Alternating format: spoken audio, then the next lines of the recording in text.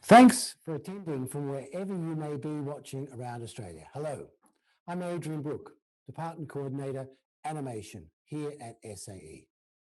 I'm going to talk a little bit about animation at SAE and hopefully convince you that this is the place to come to if you want to learn how to create and build a working career as an animator.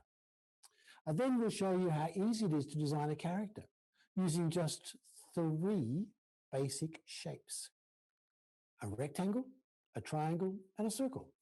So, while this presentation or any other is going on, remember that if you have any questions, please post them in the Q&A feature at the bottom of the screen or the orange chat box on the Virtual Info Night website.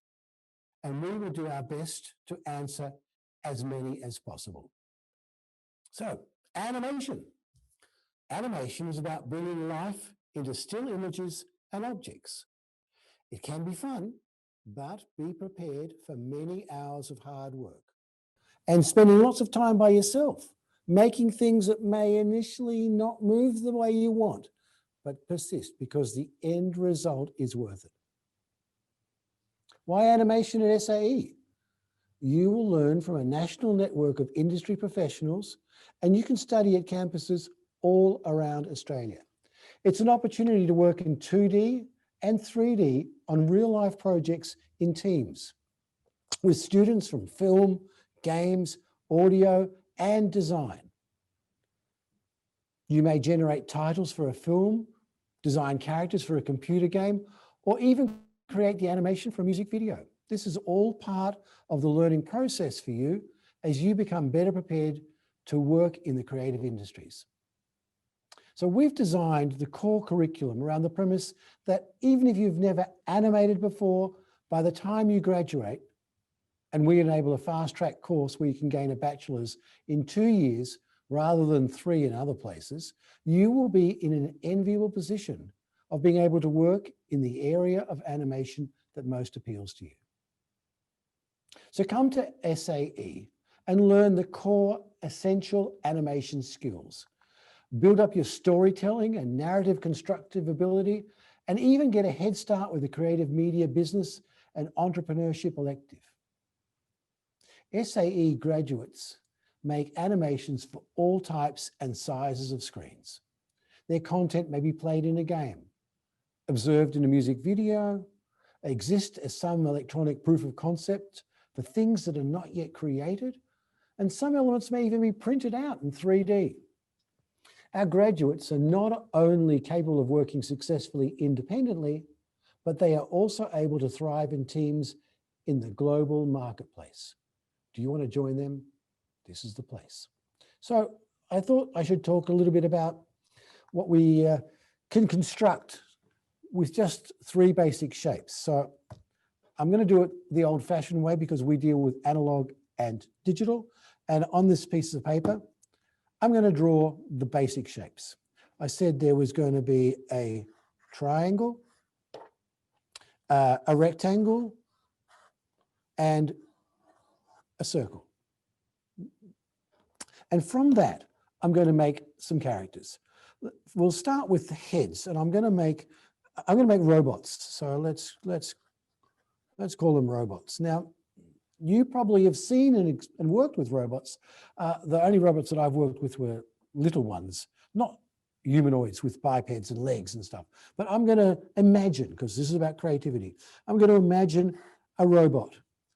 It has a rectangle for a head. I'm going to give it eyes because I'm going to make it humanoid. So I'm going to put 2 eyes. I'm going to make a nose. I'm going to make a rectangle for a mouth. And I'm only going to use rectangles for teeth. I'll make some ears. I need to connect this head to a body, so maybe I'll make another rectangle. I could make a bigger rectangle for a body. I could use a rectangle and I could make a 6-pack out of rectangles because we all want to have a 6-pack, whether it's whatever form it takes. And I will then, let's make some arms. So I could make, arms that are out of rectangles, and rectangles are not necessarily, squares are part of rectangles as well. A hand, some claws that can articulate. I'll make this one a shorter arm because it can extend when it needs to. It can get as large as it needs to. It's got the ability to stretch and squash and do all those things. And then we'll make it let's make it have a body that is going to decrease in size so that it looks a bit more proportional. I'll put it on one of those lovely telescoping legs that go in and out so that you can have it on like those pneumatic chairs. And then I will I'm going to use circles because I like ball bearings. But I could have just as easily converted this into something else. So that's just squares. What would happen if I was to take, and can you see this okay? Fine. What would happen if let's talk about faces and heads. So if I've got a rectangle and I've got a circle and I've got a triangle. Now I'll use circles. Let's put just circles as eyes in each of these. And I'll make a circle nose. I'll make a 2-circle nose, and I'll make a sort of ovalish shape. But what happens if I take this face with the same, and I put eyes as circles here?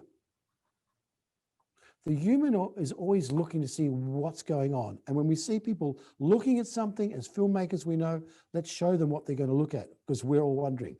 But if I put the eyes like that, it gets a different feeling than if I put them in the middle, or if I put them lopsided, or if I put them in the middle.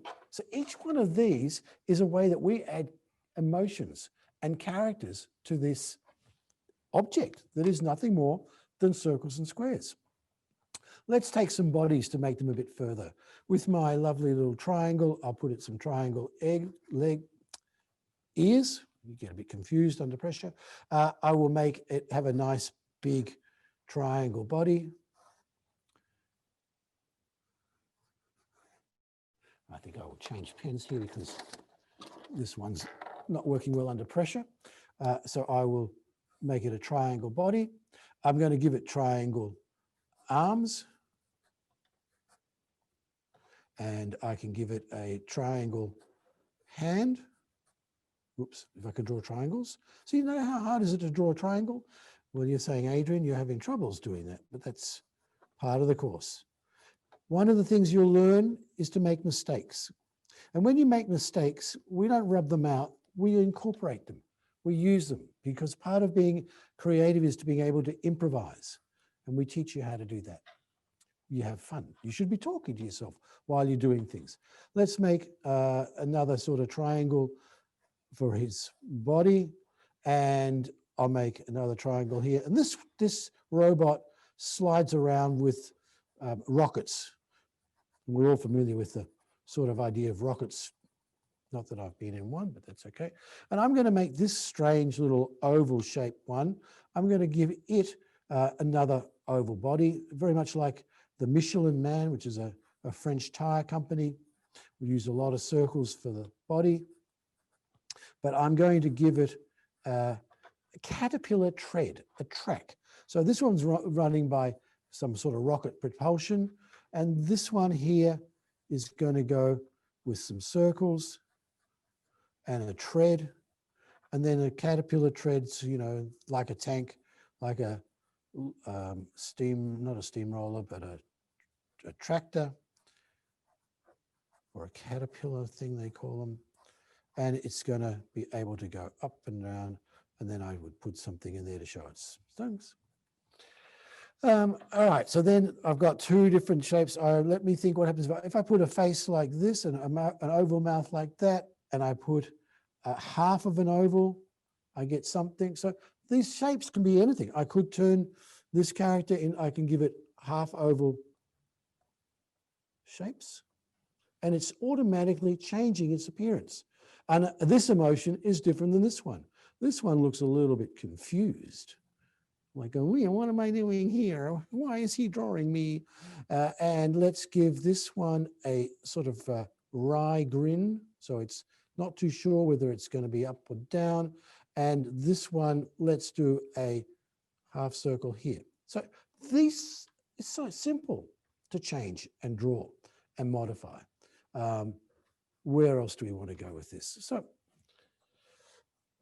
as you can see, it's so simple to get lost in your work. And that's one of the fun things. Now, what would I do with this afterwards? Well, I could take any of the ones that I liked. I could scan it, bring it into a computer. I would then bring it and decide whether I'm going to make it in 2D or extrude it into 3D. I would then take that and go to work with an audio student and get some music added to it, some sound effects, and I've got myself something that is fun, scary, depending on what you want to do with it. So do we focus on 2D or 3D here? We do both. Is it better to focus on 2D or 3D? Well, you're probably at the moment finding more work in 3D and visual effects than you are in 2D. But then we look at something like Bluey, which has become very successful. So it's up to you. You're going to develop the style, and that style is going to carry you into employment.